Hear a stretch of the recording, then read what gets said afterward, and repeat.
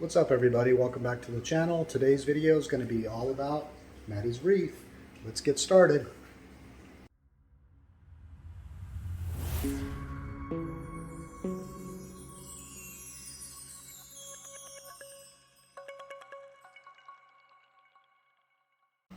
Alright guys, here we are over at the tank. So I think what we'll do today is we'll start out with the equipment.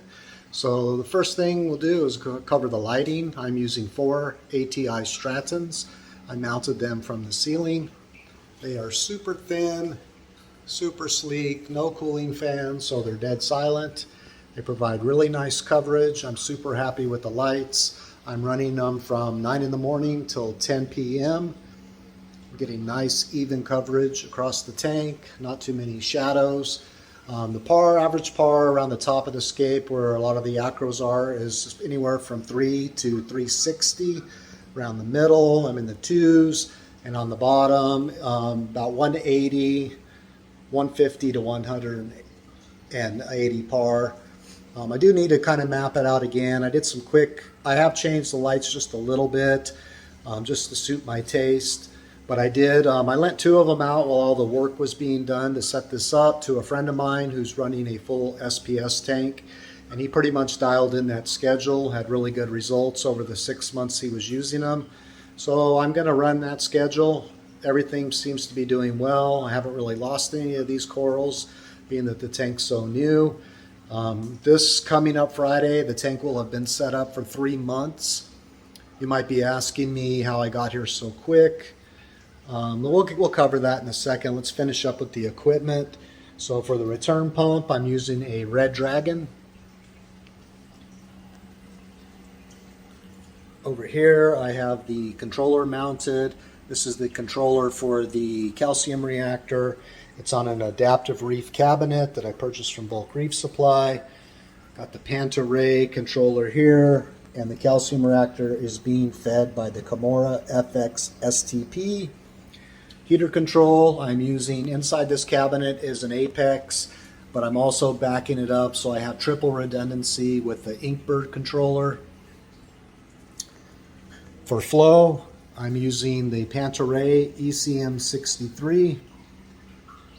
I am running 2 random flow generators from Vivid Creative Aquatics, one on each side of the tank.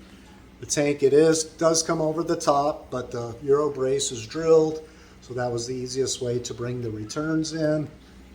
I'm using a Gyre XF250 and a Vortec MP60 on this side.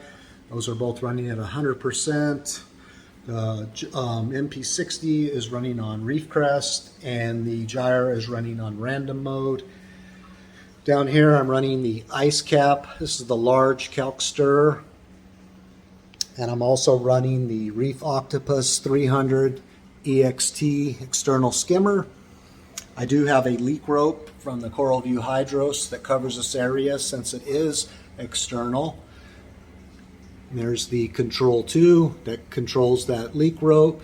It also controls the skimmer section. That way it can shut down if a leak was to develop. The 2 Reef Octopus controllers here. One is for the feed pump to the skimmer, and one's the skimmer itself. And the MP60 controller.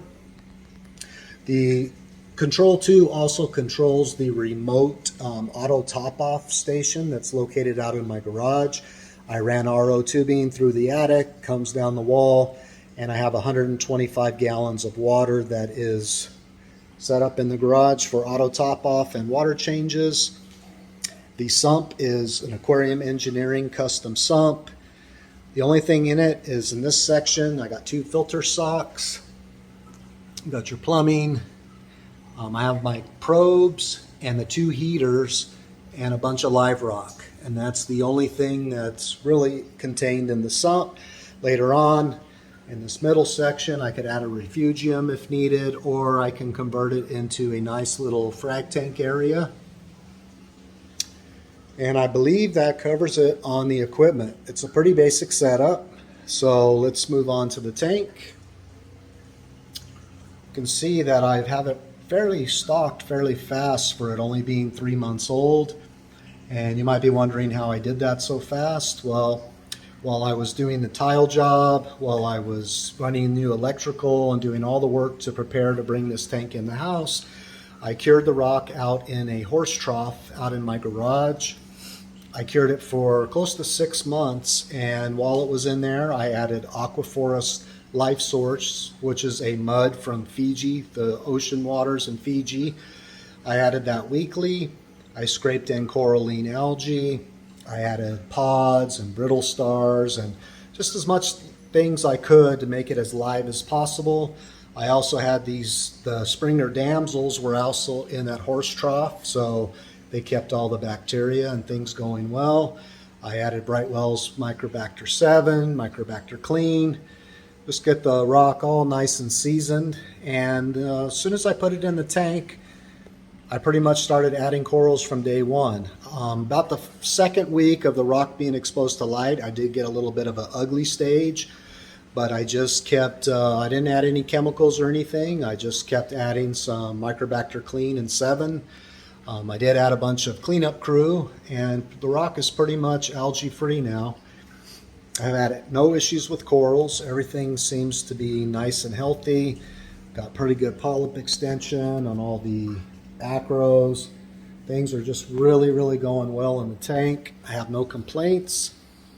As far as fish stocking goes, quite a few of these fish came from one of my friend's tanks breakdown. That would be the Melanaris wrasse, which he just stuck under there. The blue damsel with the yellow tail, that came from him. Let's see, the yellow tang also came from the tank breakdown. And then I quarantined and added the one spot foxface, the yellow chorus wrasse. I have a leopard wrasse, a blue star leopard wrasse, a yellow eye coal tang, a mystery wrasse, a pajama cardinal that also came from the tank breakdown. These 4 Springer damsels, they were in the horse trough outside. They came in. What else do I have in here? The latest addition, this beautiful Achilles tang. Always wanted one of these guys, and he is the star of the tank. I really love him. The only other 2 fish I have, oh, I forgot about my clowns. How could I forget about them? They also came from a tank breakdown. And in that little cubby back there, he doesn't come out much, but I have a Watchman goby that hides back in here. And I do have a very tiny flame hawk fish who's also pretty shy, and a lot of times he's able to fit under the overflow box. Matter of fact, I think that's him poking his head out. Yes, it is. So I've had good luck with all the fish. I have quarantined everything that I've put in. I did buy a couple pre-quarantined, and I have some that are going to be shipped to me. The ones I'm waiting on are a adult mimic tang, chocolate tang. I have a blue hippo tang, a couple of Bangai cardinals, and an orca dotty back that are being quarantined for me right now. And I'll be adding those probably in about a month.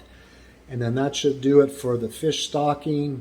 I will probably add some more fish later on, but I'm just going to let the tank mature a little bit more.